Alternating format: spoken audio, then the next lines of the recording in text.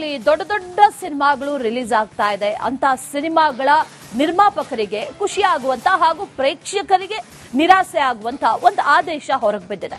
ಅದೇನು ಅಂತ ನೋಡೋಣ ಬನ್ನಿ.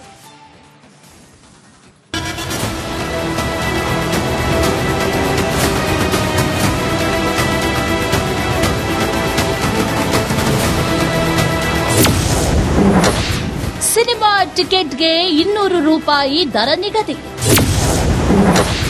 ಸರ್ಕಾರದ ಆದೇಶಕ್ಕೆ ತಡೆ ನೀಡಿದ ಹೈಕೋರ್ಟ್.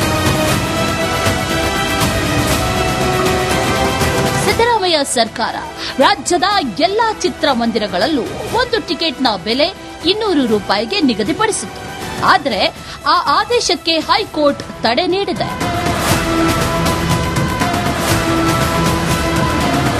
ಪರಭಾಷಾ ಸಿನಿಮಾಗಳ ಹಾವಳಿ, ಮಿತಿಮೀರಿದ ಟಿಕೆಟ್ ದರದ ವಿರುದ್ಧ ಇಡೀ ಇಂಡಸ್ಟ್ರಿ ಏಕರೂಪ ಟಿಕೆಟ್ ದರ ನಿಗದಿಗೆ ದಶಕಗಳಿಂದ ಹೋರಾಡಿತ್ತು.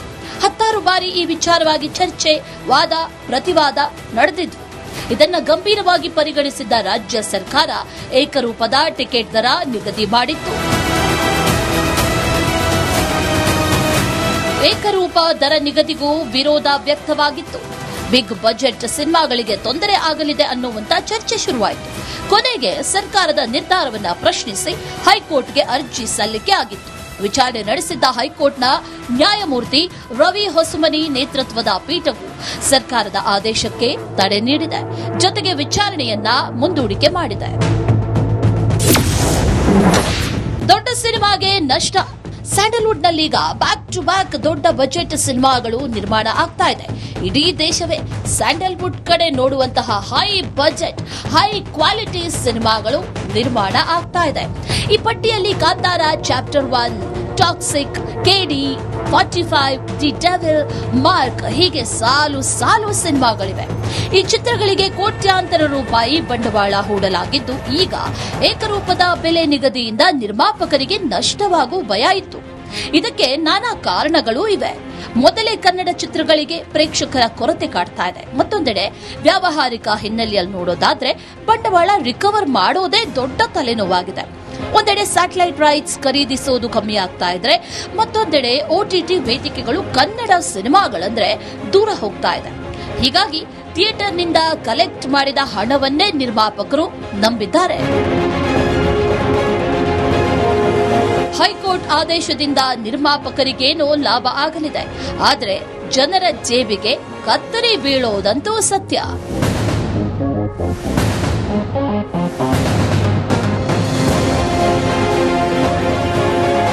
Praveen Salaganahalli, film bureau, Republic Kannada.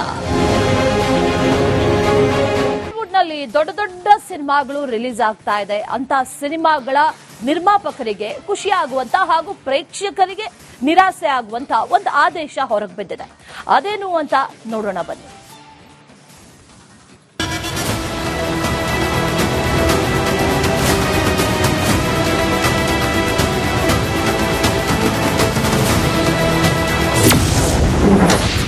Cinema ಟಿಕೆಟ್ಗೆ 200 ರೂಪಾಯಿ ದರ ನಿಗದಿ. ಸರ್ಕಾರದ ಆದೇಶಕ್ಕೆ ತಡೆ ನೀಡಿದ ಹೈಕೋರ್ಟ್. ಸಿದ್ದರಾಮಯ್ಯ ಸರ್ಕಾರ ರಾಜ್ಯದ ಎಲ್ಲಾ ಚಿತ್ರಮಂದಿರಗಳಲ್ಲೂ ಒಂದು ಟಿಕೆಟ್ನ ಬೆಲೆ 200 ರೂಪಾಯಿಗೆ ನಿಗದಿಪಡಿಸಿತ್ತು. ಆದರೆ ಆ ಆದೇಶಕ್ಕೆ ಹೈಕೋರ್ಟ್ ತಡೆ ನೀಡಿದೆ.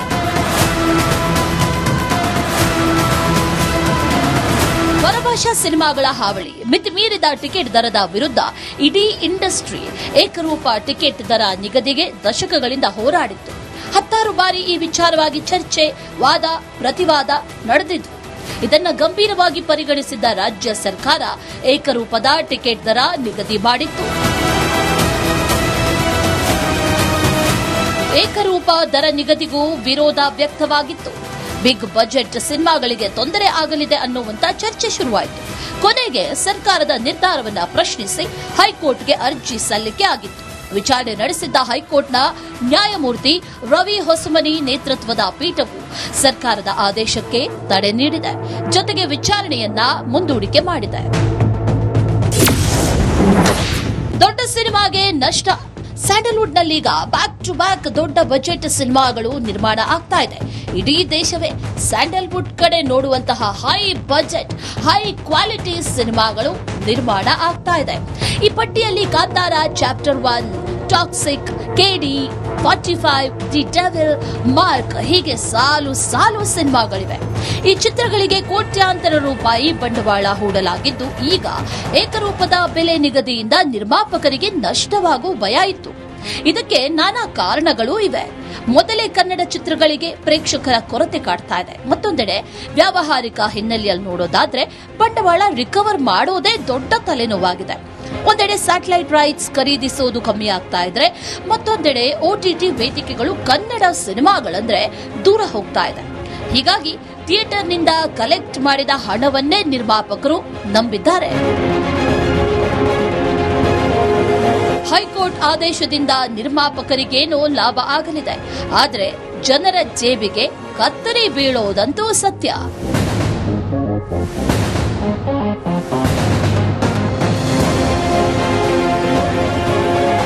Praveen Salaganahalli, film bureau, Republic Kannada. ನಲ್ಲಿ ದೊಡ್ಡ ದೊಡ್ಡ ಸಿನಿಮಾಗಳು ರಿಲೀಸ್ ಆಗ್ತಾ ಇದೆ. ಅಂತ ಸಿನಿಮಾಗಳ ನಿರ್ಮಾಪಕರಿಗೆ ಖುಷಿಯಾಗುವಂತ ಹಾಗೂ ಪ್ರೇಕ್ಷಕರಿಗೆ ನಿರಾಸೆ ಆಗುವಂತ ಒಂದು ಆದೇಶ ಹೊರಗೆ ಬಿದ್ದಿದೆ. ಅದೇನು ಅಂತ ನೋಡೋಣ ಬನ್ನಿ.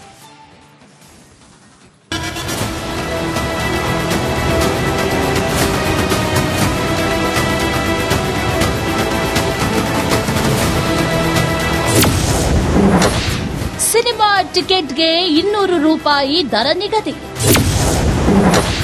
ಸರ್ಕಾರದ ಆದೇಶಕ್ಕೆ ತಡೆ ನೀಡಿದ ಹೈಕೋರ್ಟ್. ಸಿದ್ದರಾಮಯ್ಯ ಸರ್ಕಾರ ರಾಜ್ಯದ ಎಲ್ಲಾ ಚಿತ್ರಮಂದಿರಗಳಲ್ಲೂ ಒಂದು ಟಿಕೆಟ್ನ ಬೆಲೆ 200 ರೂಪಾಯಿಗೆ ನಿಗದಿಪಡಿಸಿತ್ತು. ಆದರೆ ಆ ಆದೇಶಕ್ಕೆ ಹೈಕೋರ್ಟ್ ತಡೆ ನೀಡಿದೆ.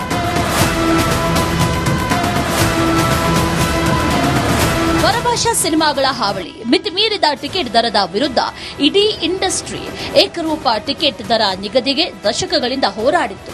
10 ಬಾರಿ ಈ ವಿಚಾರವಾಗಿ ಚರ್ಚೆ, ವಾದ, ಪ್ರತಿವಾದ ನಡೆದಿದ್ವು. ಇದನ್ನು ಗಂಭೀರವಾಗಿ ಪರಿಗಣಿಸಿದ್ದ ರಾಜ್ಯ ಸರ್ಕಾರ ಏಕರೂಪದ ಟಿಕೆಟ್ ದರ ನಿಗದಿ ಮಾಡಿತ್ತು. ಏಕರೂಪ ದರ ನಿಗದಿಗೂ ವಿರೋಧ ವ್ಯಕ್ತವಾಗಿತ್ತು. ಬಿಗ್ ಬಜೆಟ್ ಸಿನಿಮಾಗಳಿಗೆ ತೊಂದರೆ ಆಗಲಿದೆ ಅನ್ನುವಂತ ಚರ್ಚೆ ಶುರುವಾಯಿತು. ಕೊನೆಗೆ ಸರ್ಕಾರದ ನಿರ್ಧಾರವನ್ನು ಪ್ರಶ್ನಿಸಿ ಹೈಕೋರ್ಟ್ಗೆ ಅರ್ಜಿ ಸಲ್ಲಿಕೆ ಆಗಿತ್ತು. ವಿಚಾರಣೆ ನಡೆಸಿದ್ದ ಹೈಕೋರ್ಟ್ನ ನ್ಯಾಯಮೂರ್ತಿ ರವಿ ಹೊಸಮನಿ ನೇತೃತ್ವದ ಪೀಠವು ಸರ್ಕಾರದ ಆದೇಶಕ್ಕೆ ತಡೆ ನೀಡಿದೆ. ಜೊತೆಗೆ ವಿಚಾರಣೆಯನ್ನ ಮುಂದೂಡಿಕೆ ಮಾಡಿದೆ. ದೊಡ್ಡ ಸಿನಿಮಾಗೆ ನಷ್ಟ. ಸ್ಯಾಂಡಲ್ವುಡ್ನಲ್ಲೀಗ ಬ್ಯಾಕ್ ಟು ಬ್ಯಾಕ್ ದೊಡ್ಡ ಬಜೆಟ್ ಸಿನಿಮಾಗಳು ನಿರ್ಮಾಣ ಆಗ್ತಾ ಇದೆ.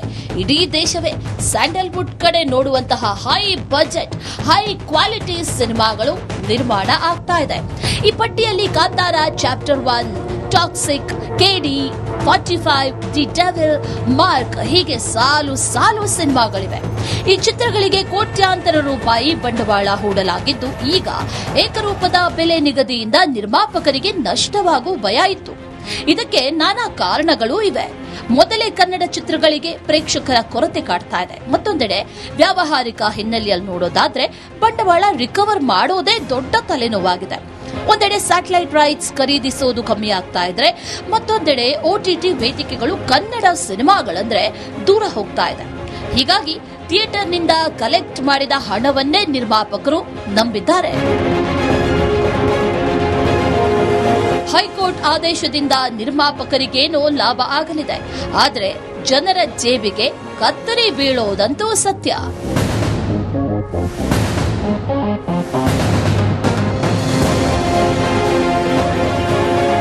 Praveen Salaganahalli, film bureau, Republic Kannada.